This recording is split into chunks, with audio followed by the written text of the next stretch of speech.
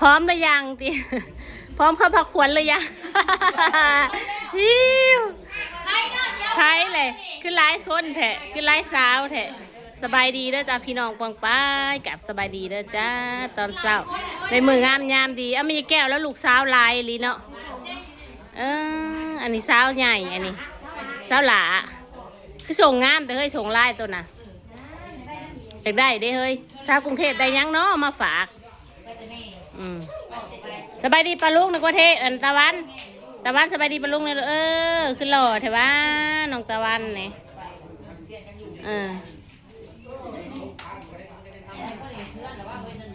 กำลังแต่งนะให้มีแก้วแล้วจะเขาพักควันย่างเขาไก่พักควันลูกย่างไก่พักควันเอามาใส่เลยเฮ้ยขนมใส่แล้วเห็ดพักควัน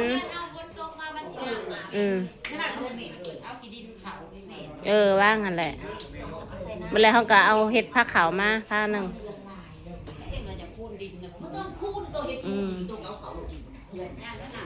ผู้อันนั้นก็โอผิวยันข้าวบ่แทะบ่ซ้ำเอื้อยน้องไผ่เงินคือสวยแต่เมื่อนี่น้องผ้าคือบ่นุ่งสินสันน่ะ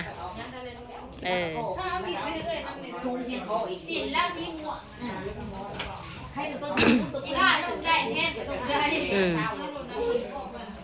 น้องผักบรรณาคามก็จะเห็นรสนั่นได้เลยหักแซ่บเค็มขุ่นเนาะตุ๊กแน่นั่นรสชาติก็จะแน่นั่นตัวนี้เบสตัวนั้นชีนบดบี้เป็นอะไรน้ำปลาใส่น้ำปลา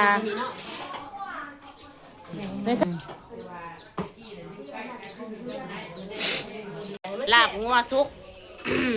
หอมก็อยากหน่อยเนาะเฮ้ยเถาใส่เบิร์ดโหลดหอมนะมันเลยเขาซอยใหม่เขาหอมก็อยากเค็มกว่ามันเลยเอาเบิร์ดโหลด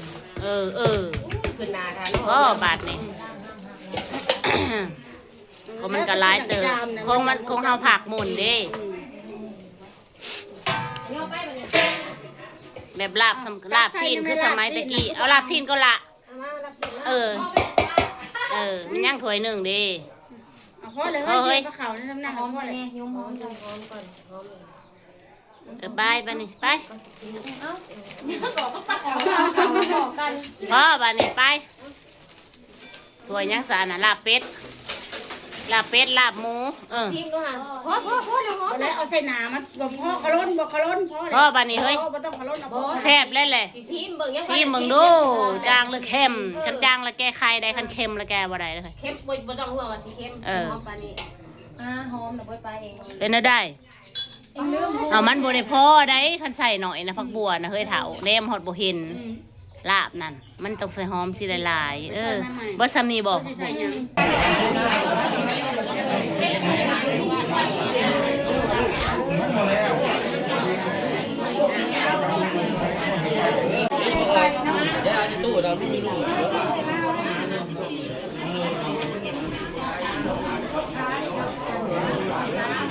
ไผกับปวดขาปวดแข้งเนาะว่าไผกับปวดขาปวดแข้งเอาก็ยังปวดขา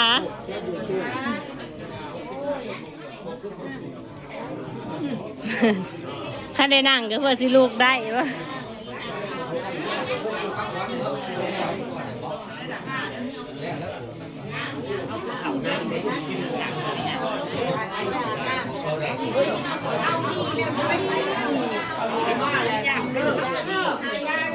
เขาไปโลดไม่ง่าย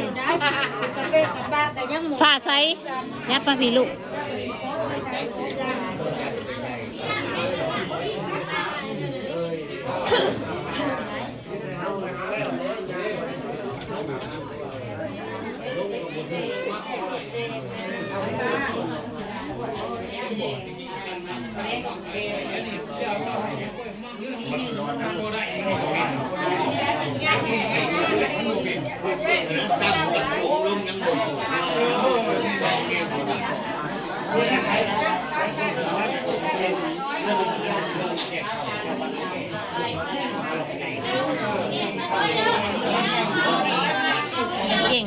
มะนาวน่ะกินข้าวเองที่ใหญ่บัดนี้แหละน้องวันใหม่น้องลุงน้ำผ้าสบายดีปะลุงเลยลุง สบายบาลุง แล้วกันมานั่งกินอยู่นะเพื่อนน้องลุงนี่แหละดูแลเด็กก่อนข่าวเด็กอ้าวกินลูกกินนี่นะข่าวก็ใส่ถุงยางอีเบิร์ดถุงหนึ่งเลยเด้นี่กินผูกคอผูกตัวแขนกันแล้วพี่น้องตอนนี้แขกกำลังกินข้าวกินน้ำเอ้าแขกกับบร้ายดอก อย่าลงกันบอกเลยบอกนี่เดินมาเลย ไม่ยัง โอ้ยเอากว่า แซ่บบอเด็กกินกับต้มเป็ดเนาะต้มเป็ดทุกคนลาบเป็ดต้มเป็ดเลยเด็กๆก็กินอยู่นี่กูน้องมะนาวให้กินเป็นตาแซ่บมื่อไหร่ช่วยมะนาวมากินข้าวเป็นติดตัวเก่งอะไรที่ใหญ่บันนี่แล้วน้องมะนาวนะกินลูกกินเก่งโอ้บ้าสกายเอาข้าวปุ้นมากินไปล้างมือผัดไปเลยสกายข้าวปุ้นบ่เห็นไหมกินต้มเป็ดตอนเด็กน้อยต้องทำกินบ่ได้กินจะเก็บท้องโลดกินลงไปเลยจ้าโลดในท้องนะมันเป็นแต่ว่านี่กินข้าวปุ้นว่านี่ละกาแบบมันอยู่ใหญ่ยังไม่ใหญ่ปะเด็กๆกินข้าวบางสกายกินข้าวปุ้นมาลูกกิน ในท้องเลย กินเนี่ยแค่กินดีกว่ากระดูกเป็ดนะลูกงั้นน้องตะวันมาเลย เจ็บท้อง กินไรเลยเจ็บท้องมานั่งเนี่ยไปตะวันน้องตะวันคือรวยแท้โอ้น้องตะวันได้ใส่ทองกูเด้อธรรมดาเด้อแค่กินในแม่ลูกกระดูกมันน่ะ เขากินกัน แค่กินซีนมันแค่ฮะ สกายว่ะ ขึ้นลายบวม นั่นนี่แหละจอกลายกับแกงแห้ง มันจะแข็งแห้งกินได้ กินเป็ดนี่นะ กินเป็ดเลยจะแข็งแห้ง กว้างเลย ก็อยู่สิท่าคอมือ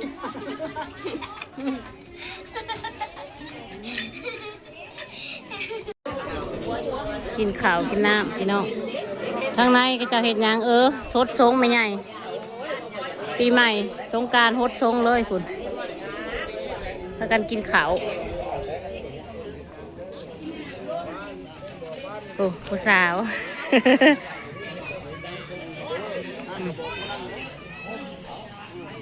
แขกกับบร้ายดอกพี่น้องก็จะกินข้าวแล้วก็จะกลับเมืองไปเลยมีเท่านี้แหละองค์แม่ฮดทรงแม่ยายแก้วบัดนี้ฮดทรงแม่ยายนะแม่ยายแก้วบ่ท่านฮดจ้าคนในปีนี้แม่นความเล่าบ่ฮอด100นะ50บ่ท่าน60เนาะ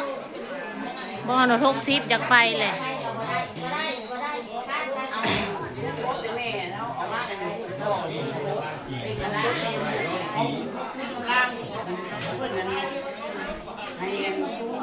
แม่แล้วมีแต่ซองเนาะ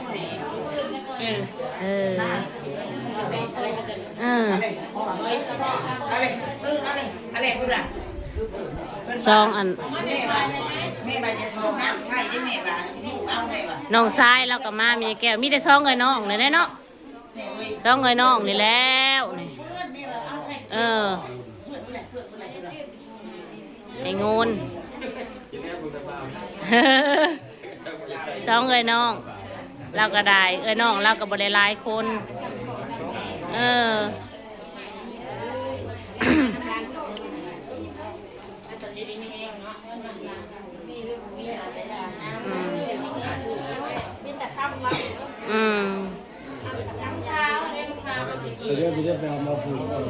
ฮะ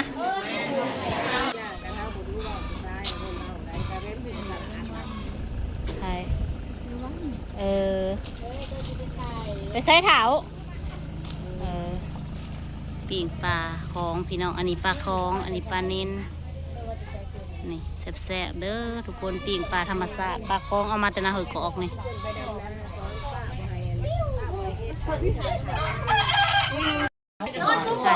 ในตุ้มจะกัดขึ้นนั่นแหละ บอยได้มีมาเลยปลานิลเขายังบ่ซุกเลยไปกินปลาน้ำคลองผู้เด้อว่าธรรมดาพี่น้องมาแต่ไทยมาแต่หน้าหือกอก ปลาคุยล้างแซ่บ ประโยชน์ติดตั้งเนี่ยไม่ได้กินบ่ มาเด้อพี่น้องมากินข้าวน้ำกันปีใหม่ปีมันเฮาก็เอาหน้ามาโฮดอ้ายเฮาจังหน่อยกินข้าวแล้ว สิบใบอยู่ดิอันที่17 เอ้ากินดองเองเป็นไทย น้ำลายเดี๋ยว บรรณาคำเอาไปเป็นไทยกับเจ้า เดี๋ยวก็โฮด เป็นไทยกับเจ้านะ เขาสิถามว่าโฮดจะพูด คิวงานในเฮาน่ะ 2 งาน คิวงานน่ะ คิวงานเรียนเลย 17 18 19งานเฮา บ่ธรรมดาเนาะน้องดาวก็มีงานเริ่มงานเข้ามาเลยพี่น้องเอ้ย เอาอันที่ งานได้เงิน งานเชียงเงิน บัสซุปานี่ผัดงานได้เงินบันน้องผัดงานเสียเงิน อ้าวไปทำงานอยู่แล้วอันที่17ก็ไปบ้านนั่นพ่อนะ เฮ้ยโตก็เต้นเก่ง วัน ๆ ที่ ก็จะปอนตี ได้กูได้ ไปเต้นคางปานี่นะโตก็ได้ตี วันที่18ก็ไปบ้านดอน เสียบ่ วันที่19ก็ไปบ้านทาโพนี่ดอก อีกก็เจนาตาลีมือในใส่สีม่วงมากินข้าวบ่ได้กินเบียร์บ่กินแต่น้ำหวานน้ำแดงเนาะกินน้ำเขียวเกิดมาก็ซุ่มไอ้บอยมา3 คนนะ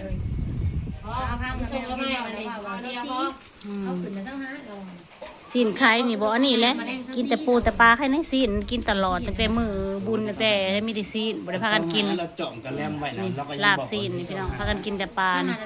ปลาเค็งก็มีแหละไอ้บอยปลาเค็ง เขาจองชุมเฮาไว้นะ24ใช่มันยังแมลงชาติเราคือคืนเฮือนจ กิ ง นปิ้งปลานี่พี่น้องแซ่บ งานยังแมลง ปลาปิ้งปลาทอด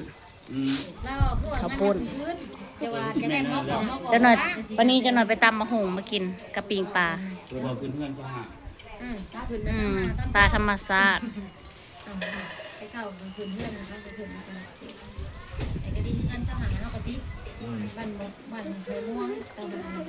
น้ำดองบ่ ไม่ยัง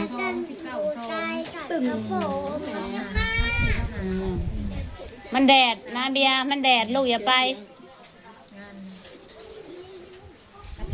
มานาเบียร์ กรอบรถท่านใหม่ นาเบียร์ ยังต้องใส่น้ำมันอยู่ แม่นควม สาดอีก เนี่ย ลำกลางน้องดาว เว้นได้คัน น้องดาวเล่มกลางมานี่เออได้แล้วเฮ้ยเงินค่าล้างถ้วยนะดาวได้แล้วได้แล้วเงินล้างถ้วยนะเนี่ยพี่น้อง ให้ได้ขอบคุณค่ะด้วย ขอบคุณค่านะแม่แขกไปบดกาเฮาก็พากันนั่งอยู่นี่นี่เด้บ่ได้ใส่ไงน้องดาวว่าแอลตายแล้วว่าสั่นตะกะบาบ อาหารคนล่างถ้วยนะ อาหารคนลังถ้วยกะตำมะคุ้งเหรอ ตัวบ้อง ก้างป้าของหมูกินเบลซีนมันเอาไว้มากินเน่ บ่แล้วม้ากับเลือดแต่ก้างแล้วเล่มซีนมันออกให้มันเบิด เนี่ยซีนแล้วยังเข่งชามเฮ้ยไผเมื่อกระตักมากินเด้อ เกิดเป็นม้าได้กินแต่ ได้กินเล่มแต่ก้างนี่พี่น้องเมื่อเบิดแล้วแหละเหลือแต่ชุ่มเฮานี่แหละจิ๊บก็สิได้ขอจบคลิปไว้สนิทซะก่อนเด้อทุกคนจะได้ก็ฝากกดไลค์กดแชร์ให้ด้วยจ้าพี่น้องจ้าน้องอันใหม่กินตำมะฮุง เด้อไปขายน้ำหมู